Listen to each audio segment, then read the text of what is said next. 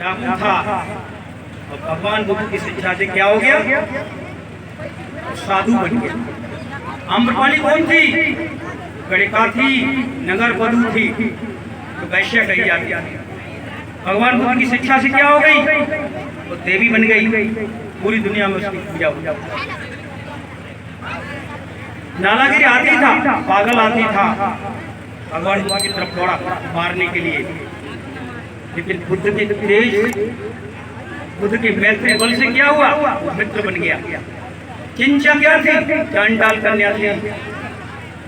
बुद्ध का प्रवचन सुन के क्या हुआ, तो भगवान के जीवन में छोटे से छोटे गोपाली क्या था, नाई था, बाल काटता था। आज उस बाल काटने वाली नाई को क्या हुआ, पूरी दुनिया में उसकी पूजा होता। क्यों, कि भगवान की शिक्षा लेकर के फिर वो उसने उसी पर चला। सुनीत भंगी था, 2500 वर्ष पहले शूद्रों की दुर्दशा थी इस देश में, तो सुनीत भंगी था और भगवान बुद्ध ने इस संघ में आ गया। भगवान बुद्ध ने उसे शिष्य बना लिया। सुनीत आज पूरी दुनिया में उसकी पूजा होती है, इतना बड़ा वो भगवान बना। तो मेरे कहने का तात्पर्य है, भगवान के धर्म को पूजा नहीं, भगवान बुद्ध की शिक्षा को पूजा नहीं किया, क्या किया गया, उनका आचरण किया गया। और आप लोगों की जानकारी के लिए बता दूं, भगवान बुद्ध की शिक्षाएं भारत से दूसरे देशों में गई, जहां उनकी पूजा नहीं हुई, क्या हुआ, उनकी शिक्षा को लोगों ने दैनिक जीवन में उसको उपयोग किया। Sri Lanka, Burma, Korea, Cambodia, Vietnam, Thailand, दुनिया भर के सैकड़ों देश जहाँ मंदिर कम है, पूजा कम है, आचरण जाते हैं। जहाँ आचरण है वहाँ क्या है, वहाँ खुशहाली है। यहाँ हर दिन त्योहार है, यहाँ हर दिन पूजा है, घर घर पूजा है, लेकिन उतनी ही बदहाली है। बदहाली का कभी कारण जानने की कोशिश करो। इतने असंख्य देवताओं को पूजता हूँ और उनको खीर खिलाता हूँ, माला डालता हूँ और उनको अगरबत्ती, मोमबत्ती और उनके व्रत, तीर त्योहार सब करते, फिर भी हम क्या है, बदहाल है। मेरे जीवन में बदहाली है। क्यों है, क्योंकि शिक्षा की तरफ नहीं है।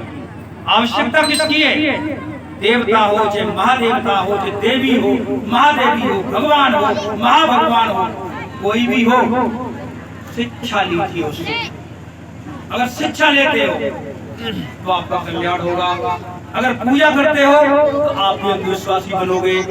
खिलाते नहीं, मेरे भगवान पूजे, भाई शास्त्री जी आपके गांव में आए, भगवान बुद्ध की मूर्ति ले आए और आज मेरे आप अगरबत्ती लगा रहे हो, मोमबत्ती लगा रहे हो, फूल चढ़ा रहे हो, खीर खिला रहे हो,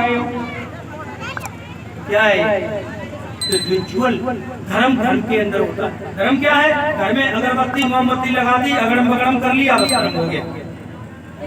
तुम्हारा विकास तो शिक्षा से होगा, चाहे किसी वैज्ञानिक की शिक्षा हो, डॉक्टर की शिक्षा हो, दार्शनिक की शिक्षा हो या किसी भगवान की शिक्षा।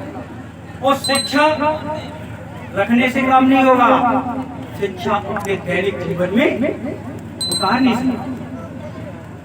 बहुत सारी ऐसी चीजें हैं जो हम करते हैं, जानते नहीं है, यही मेरे दुख का कारण है। बुद्ध क्या कहते हैं कि सबसे पहले जानो और तब मानो।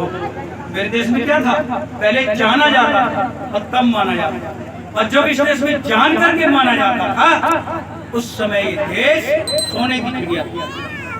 उस समय ये देश विश्व गुरु था। विश्व गुरु का मतलब क्या था, इस देश का हर आदमी जब भारत से बाहर जाता था तो उसको गुरु की दृष्टि से देखते थे, उससे लोग शिक्षा लेते थे। मेरे देश के व्यापारी जब विदेश जाते थे अपना सामान बेचने, तो लोग स्पेशली व्यापारियों से शिक्षा लेते थे। जब मेरे देश के नालंदा के विद्वान भारत के बाहर जाते तो शिक्षा देते थे। तो भारत सोने की चिड़िया था। क्यों था, क्योंकि यहाँ किसी चीज की कमी नहीं थी। जब आदमी का मन संतुष्ट था, दैनिक जीवन में खुशहाली थी, तो सोने की चिड़िया कहा जाता। इसलिए जब ये देश पंचशील का पालन करता था, हत्याएं नहीं होती थी, चोरी नहीं होती थी, व्यभिचार नहीं होता था, झूठ नहीं बोला जाता था, नशाखोरी नहीं होती थी, तो कैसा देश होगा, क्या हत्याएं ना हो, तो सुबह से शाम तक लोग चलते थे, किसी को कोई डर नहीं होता था। एक हत्या का नाम की चीज नहीं थी, घरों में ताले नहीं लगते थे, क्योंकि चोरी का भय नहीं था, महिलाएं रात दिन चलती थी, व्यभिचारियों का भय नहीं था, लोग एक दूसरे पर ट्रस्ट करते थे, कि झूठ नहीं बोला जाता, लोग नशाखोर नहीं थे, नशाखोरी नहीं थी। जो आदमी नशाखोरी करता है उस पर ट्रस्ट नहीं होता है, उस पर विश्वास नहीं होता, और देश में नशाखोरी नहीं होती थी, इसलिए इस देश पर ट्रस्ट किया जाता। ये था भगवान बुद्ध का पंचशील, 5 शिक्षाएं। तो 5 शिक्षाओं को मानिएगा, आपका जीवन सुधर सकता है, जीवन बन सकता है। आपने 3 कथाएं, सोनू को देखते हैं और इनकी टीम को देखते हैं, कितनी मेहनत करके लोग कथाएं करते हैं, और आप लोग रोटी पानी करके आ जाते हैं कथा सुनने के लिए, शास्त्री जी का फॉलो करते हो, अब जो उसके बाद यहाँ से उठने के बाद यहाँ की चीजें यहीं छोड़ देते हो। लेकिन बहुत आवश्यक ये है, आप बाजार में जाते हो, बहुत सारी चीजें बिकती है, लेकिन आपको तो वही चाहिए जो आपको आपकी आवश्यकता है। कथा में ये बहुत सारी चीजें बताते होंगे, लेकिन आपको तो वही चाहिए जो आपके जीवन के लिए उपयोगी है। तो आप अगर 10 बातें भी 7 दिन की कथा में 7 बातें सीख लिया तो आपका कल्याण हो सकता है। इसलिए बहुत आवश्यक है समय। मान लीजिए शास्त्री लोग आए, इनको आप 1 लाख रुपए दे दोगे, 7 दिन की कथा कहकर चले जाएंगे, और इसमें से एक भी आदमी ने एक भी चीज को नहीं सीखा, तो इनकी कथा की सार्थकता क्या है? तो इनकी कथा की कोई सार्थकता नहीं है। 1 महीने के बाद शास्त्री आए, ये कहें लो भाई तुम लोग अपना 1 लाख रुपए वापस कर लो, और हमने जो 7 दिन तुमको दिया था वो 7 दिन मेरा वापस कर, तो तुम्हारा पूरा गांव मिला करके इनके 7 दिन वापस कर सकते हो? 7 दिन का समय वापस कर सकते हो इनका? नहीं कर सकते हो, लेकिन ये पैसा तुम्हारा वापस कर देंगे, तुम इनके 7 दिन वापस नहीं कर सकते हो। तो आप बताइए पैसा बढ़ा कि समय? क्या बढ़ा है? समय बढ़ा है। तो आप भी अपना समय यहाँ पर दे रहे हो, और ये लोग भी अपना समय दे रहे हैं, और इस समय का सदुपयोग होना चाहिए।